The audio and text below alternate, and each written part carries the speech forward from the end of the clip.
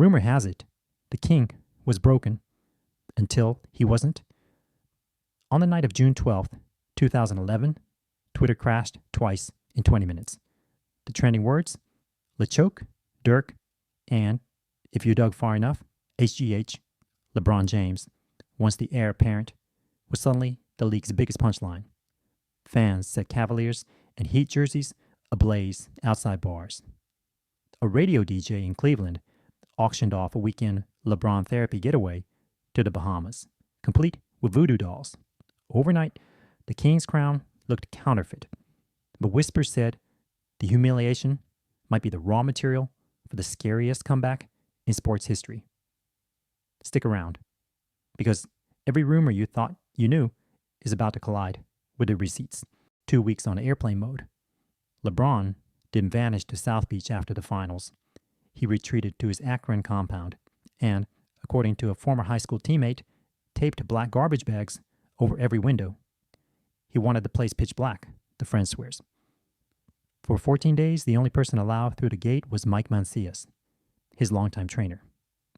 Delivery folks say Mancias hauled in pallets of alkaline water, salmon, and something labeled only joint collagen. Conspiracy blogs still screenshot that shipping manifest. Team insiders whisper that LeBron's mom tried calling. It went straight to voicemail. The binge watch of choice? A loop of games 4 to 6 projected on the gym wall, with the audio muted so the booze couldn't pour salt. On day 13, a Houston area code lit up his phone. Hakeem Olajuwon said 9 words. Come here Monday. We'll rewire your footwork and your mind. But even legends need mad scientists. Mike Mancias measured LeBron's lateral quickness with radar guns better suited for NASCAR.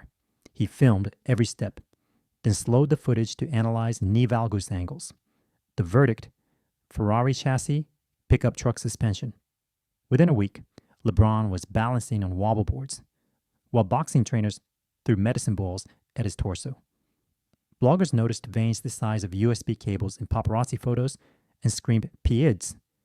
A barber in Coconut Grove claims LeBron asked for his hairline to be cut military tight, so sweat sensors on his temples would adhere correctly during high-intensity workouts. Meanwhile, in Houston, Hakeem locked the gym doors and forbade cameras. The rumor that a Netflix doc crew was kicked out? True. Day 1, no ball, just pivots. Day 2, blindfolds. By Friday, LeBron could fake baseline, spin middle, and finish with either hand, eyes closed.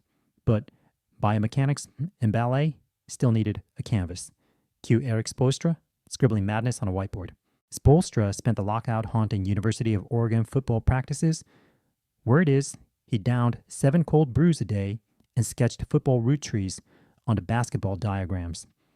Veterans said the new offense looked less like sets and more like jazz.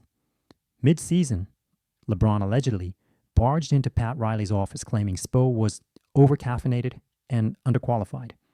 Riley, legend says with a cigar still lit, slid a manila folder across the desk, heat map projections, showing that Spo's spread system would net 6 extra points per 100 possessions once fully installed. Trust the math, or I'll trade you to Charlotte, he growled. By January, Miami rattled off 20 wins in 21 games. Rumor mill silenced for the moment, June 7th, 2012. Pre-game whispers claimed KG promised to break LeBron, while Paul Pierce texted friends that Boston would send the king home crying again. Instead, LeBron walked onto the parquet with murder movie calm, 30 points by halftime, none of them cheap. Reporters swear you could hear his sneakers squeak over the crowd mic because the entire arena went church quiet. One Celtics ball boy told The Athletic years later, when he drained that fadeaway over Brandon Bass, our assistant coach unclipped his tie. Game was over, and everyone felt it. LeBron finished with 45-15, 5 on 73% shooting, then brushed by media muttering, "I'm not the same dude you laughed at last summer."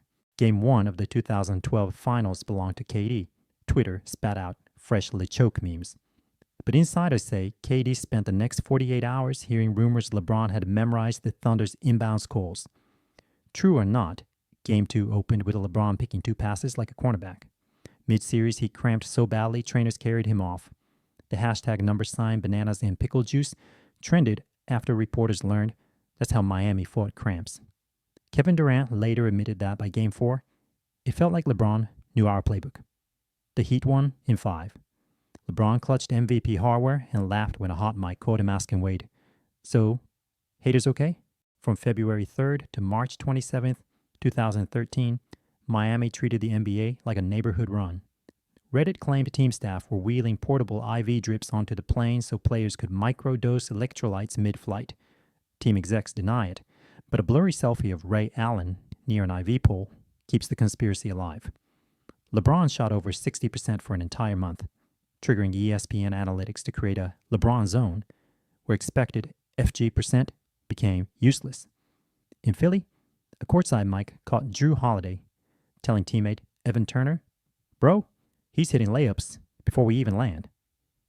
By the time the streak died in Chicago, SportsCenter ran a split screen of Bulls fans cheering like they'd won a title, and Heat players shrugging. Already game plan in Cleveland. Ray's miracle, Kawhi's questions, on Riley's cookie, ultimatum, 2013 finals. Game 6, Colin 28, left. Spurs up by 5. LeBron bricks a 3 and rips off his headband. Insiders swear. Bosh yelled, "Headband off means he's in berserk mode." The next possession, swish. Then Bosh snatches a rebound and pitches to Ray Allen in the right corner. The same corner Allen practiced all season after Spo made him run a 5 threes before water drill. Ray's backpedal 3 becomes basketball scripture. What most people miss? Sources say Spo drew that play for Mike Miller, but Miller's shoes fell apart mid-quarter, so Allen subbed in. Miami survives, wins Game 7, but cracks show. Wade's knees sound like popcorn, and Riley's body fat mandate, no cookies, no excuses, goes public when a team nutritionist leaks the document. LeBron shot 57%, 52 from deep, in the 2014 finals, and still lost 4-1. Spurs staff later bragged they'd mapped every Heat blitz and scripted 212 counters. In Game 3, microphones pick up LeBron telling Wade, "I can't guard corner three-pointers and run the offense. Pick one." After the handshake line, Tim Duncan whispered, "See you in July?" Rumor, he was hinting at San Antonio's interest if LeBron opted out. Instead, Dan Gilbert's private jet lands in Florida 3 times that month. TMZ photographs suitcases labeled Nike Pitch Deck. By July 11th, I'm Coming Home hit Sports Illustrated.